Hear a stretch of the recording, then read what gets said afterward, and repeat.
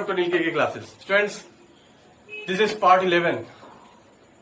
Students, ये revolution account बहुत important video है, बहुत इंपॉर्टेंट टॉपिक है। ठीक है, रेवोल्यूशन अकाउंट में क्या होता है, देखिए, जब भी कोई नया पार्टनर बिजनेस में एडमिट होता है, ठीक है, तो जब भी कोई नया पार्टनर बिजनेस में एंट्री करता है तो कोई भी एसेट या लायबिलिटी अगर, ठीक है, भाई पहले से तो रहेगा ही, बिजनेस तो ओल्ड पार्टनर चला ही रहे हैं, तो नए पार्टनर के आने से एसेट की वैल्यू या तो बढ़ चुकी होगी या तो घट चुकी होगी। इसी तरह लायबिलिटी इंक्रीज हो चुका होगा या तो डिक्रीज हो चुकी होगी।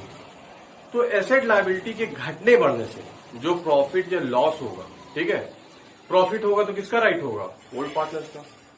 लॉस होगा तो किसका, कौन सफर करेगा, ओल्ड पार्टनर्स। इसीलिए स्टूडेंट्स, न्यू पार्टनर के आने से पहले रिवोल्यूशन अकाउंट बनाया जाता है। ठीक है, मतलब न्यू पार्टनर जब आया तो रिवोल्यूशन अकाउंट बनाना पड़ेगा। तो ये इससे जो प्रॉफिट लॉस होगा उसमें किसको शेयर मिलेगा, ओल्ड पार्टनर को। ठीक है, ओल्ड पार्टनर ही इसका प्रॉफिट या लॉस मिलेगा उनको। ठीक है, नए पार्टनर को इसमें कोई कनेक्शन नहीं है। हाँ, ये नए पार्टनर आ रहा है इसीलिए रिवोल्यूशन अकाउंट बनाया जा रहा है। ठीक, और रिवोल्यूशन अकाउंट का इफेक्ट एसेट और लायबिलिटी भी पड़ता है। ठीक है, तो कोई भी एसेट घटती है या बढ़ती है, लायबिलिटी घटता है या बढ़ता है, तो हम रिवोल्यूशन अकाउंट बनाएंगे। ठीक है, तो आइए देखते हैं। अच्छा, रिवोल्यूशन अकाउंट का दूसरा नाम क्या है, profit and loss adjustment account. ठीक है, profit and loss adjustment account भी इसको बोलते हैं। ठीक, और ये कैसा अकाउंट है, नॉमिनल अकाउंट है। ठीक है, तो आइए इसकी एंट्री देखते हैं। देखिए, फर्स्ट है for decrease in value of assets.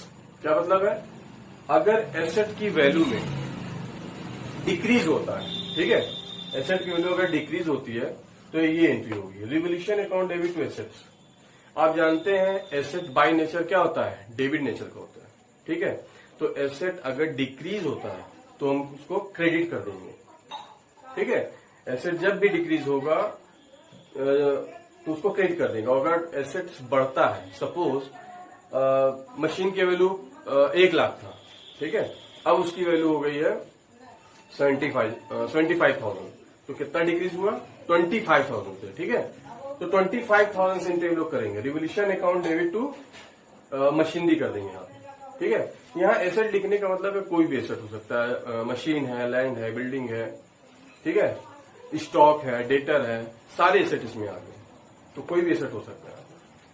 और जितना डिक्रीज होगा सिर्फ उतना यहाँ पे हमें अमाउंट लिखना है। जैसे हमने एग्जांपल लिया, 1 लाख से मशीन की वैल्यू कितनी हो गई, 75, कितना डिक्रीज हुआ, 25,000, 25,000, तो यहाँ 25,000 से एंट्री करेंगे, ना कि 1 लाख से, ना कि 75,000 से, 25,000 जितना रिडक्शन हुआ है। ठीक है, तो जब भी कोई भी एसेट डिक्रीज होगा तो आपको एंट्री करनी है रिवोल्यूशन अकाउंट डेबिट या profit and loss adjustment account debit to asset. ठीक है, नेक्स्ट है, अगर कोई वैल्यू इसी का जस्ट अपोजिट है, अगर एसेट की वैल्यू बढ़ती है, ठीक है, सपोज भाई हमने मशीन का एग्जांपल लिया, पहले 1 लाख था, अब उसकी वैल्यू 1,20,000 हो गई, तो कितना इंक्रीज हुआ, 20,000, तो 20,000 से एंट्री करेंगे। ठीक है, और अभी हमने बताया एसेट बाय नेचर क्या होता है, डेबिट बैलेंस होता है, तो डेबिट को जब डेबिट करेंगे तो बढ़ जाएगा। ठीक है ना, तो कितने से बढ़ाएंगे, 20,000 से, तो asset account debit to revolution account. ठीक है, तो एसेट यहाँ कोई भी हो सकता है, मशीन का एग्जांपल लिया तो machine account debit to revolution, कितने से, 20,000। हाँ स्टूडेंट्स, तो यहाँ पे कितने से एंट्री होगी, 1 लाख मशीन की वैल्यू थी और कितना हो गया, 1,20,000, तो 20,000 से एंट्री करेंगे, machine account debit to revolution account. ठीक है, चलिए ठीक है, अब आते हैं लायबिलिटी के लिए। अगर कोई लायबिलिटी की वैल्यू बढ़ती है तब क्या एंट्री करेंगे। और देखिए students, liability by nature credit balance होता है। ठीक है, क्रेडिट को जब क्रेडिट करेंगे तो बढ़ता है, ठीक है, वो वैल्यू। तो यहाँ पे देखिए लायबिलिटी की वैल्यू बढ़ गई है। लायबिलिटी में क्या है, लोन है, क्रेडिटर्स हैं, ठीक है, आउटस्टैंडिंग कोई एक्सपेंस है, तो ये सब है।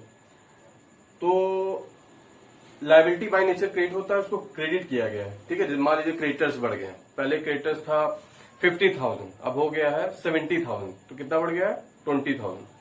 तो यहाँ पे हम revaluation account debit to creditors कर देंगे, कितने से? 20,000 से।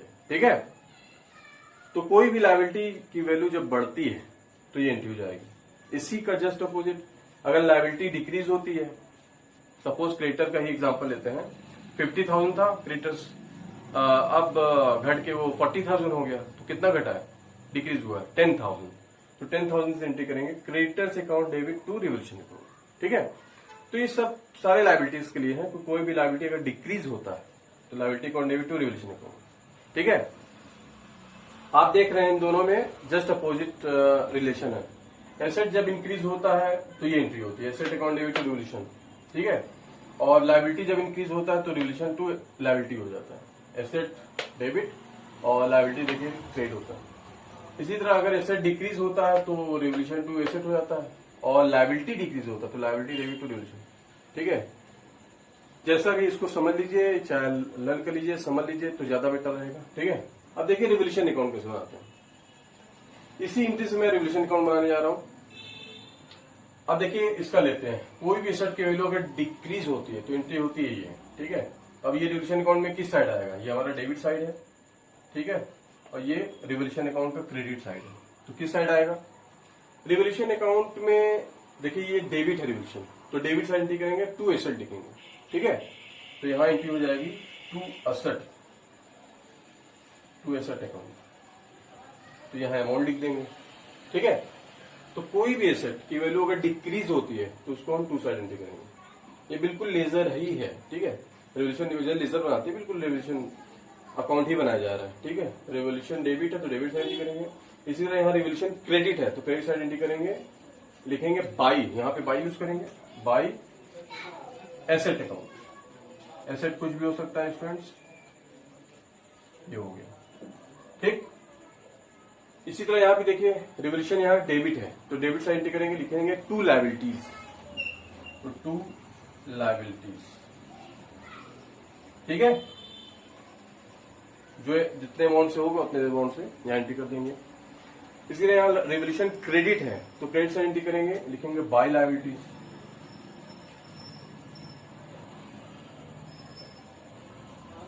ठीक है, ऐसे करते हैं स्टूडेंट्स। तो आपने देखा होगा रिवोल्यूशन अकाउंट का बुक में फॉर्मेट कैसे दिया है, वहां लिखा है ना एसेट की वैल्यू अगर डिक्रीज हो तो इस साइड एंट्री करते हैं, वही चीज है स्टूडेंट्स। ठीक है, एसेट जब डिक्रीज होगा तो यही तो एंट्री होगी ना, तब ये एंट्री होगी तो इस तरह यहाँ पे आएगा। एसेट वैल्यू इंक्रीज होगी तो रिवोल्यूशन क्रेडिट होगा तो यहाँ पे एंट्री होगी। तो जब जब एसेट, अच्छा आप इसको ऐसे भी लर्न कर लीजिए, रिवोल्यूशन अकाउंट कैसा अकाउंट है? नॉमिनल अकाउंट है। तो इस साइड जो भी एंट्री होगी, ठीक है, वो हमें या तो मतलब एक तरीके से लॉस इंडिकेट करेगा। ठीक है, लॉस हो रहा है, और ये हमारा क्या है? प्रॉफिट दिखाएगा, शो करेगा। एक तरीके से प्रॉफिट ही मान सकते हैं।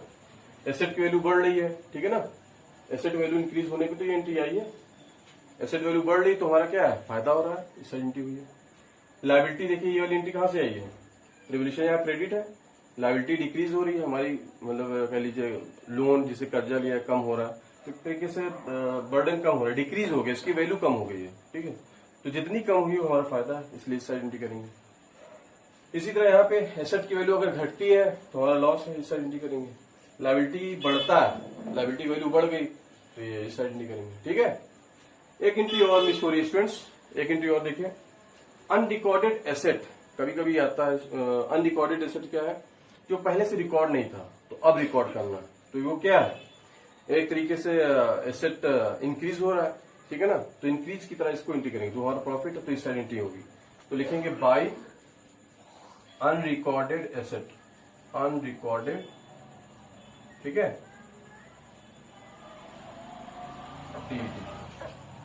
Unrecorded asset. ठीक है, और इसी तरह अगर कोई लायबिलिटी अनरिकॉर्डेड लायबिलिटी है जो कि बुक में पहले से नहीं था तो वो आ जाता है, तो इसकी एंट्री साइड करेंगे, एक तरीके से वो लॉस है, नहीं पहले से लॉयल्टी नहीं थी, अब अचानक की लायबिलिटी आ गई तो इसके इस साइड एंट्री करेंगे, टू अनरिकॉर्डेड लायबिलिटीज। ठीक, तो ये वीडियो आपको समझ में आई? इसका कॉन्सेप्ट अच्छे समझ लीजिए स्टूडेंट्स, एडमिशन के जितने भी क्वेश्चंस हैं आगे, ठीक है, जो 8 मार्क्स से क्वेश्चन आते हैं वहां रिवोल्यूशन अकाउंट आपका अक्सर पूछा जाता है। अच्छा, इसमें एक चीज और मिस हो रही है।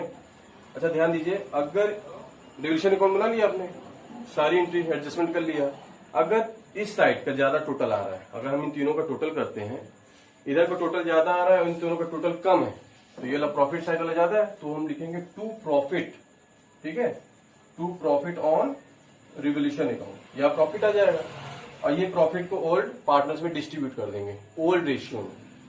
ठीक है, सपोज इन तीनों का टोटल 1 लाख आ रहा है और इन तीनों का टोटल करते हैं 80,000 आ रहा है, तो 1 लाख में 80,000 लेस करेंगे तो 20,000 आएगा और 20,000 प्रॉफिट आ जाएगा, और 20,000 को ओल्ड पार्टनर में ओल्ड रेशियो में डिस्ट्रीब्यूट करेंगे। इसी तरह इधर वाला मान लीजिए टोटल ज्यादा आ रहा है और इधर कम आ रहा है, तो लॉस होगा, तो यहां एंट्री लिख देंगे by loss on revaluation account, उसको भी ओल्ड पार्टनर में ओल्ड रेशियो से डिस्ट्रीब्यूट कर दिया जाएगा। ठीक है, इसका भी उसी तरह मान लीजिए इसका टोटल 1 लाख आता है, इधर का टोटल 80 आता है, तो 20,000 का डिफरेंस आएगा ना, तो वही 20 लॉस माना जाएगा और लॉस को हम डिस्ट्रीब्यूट कर देंगे ओल्ड पार्टनर में। ठीक है, तो आई होप आपको वीडियो समझ आई होगी। वीडियो समझ आए तो प्लीज लाइक सब्सक्राइब करना मत भूलिएगा। ठीक है, okay, thanks for watching, bye.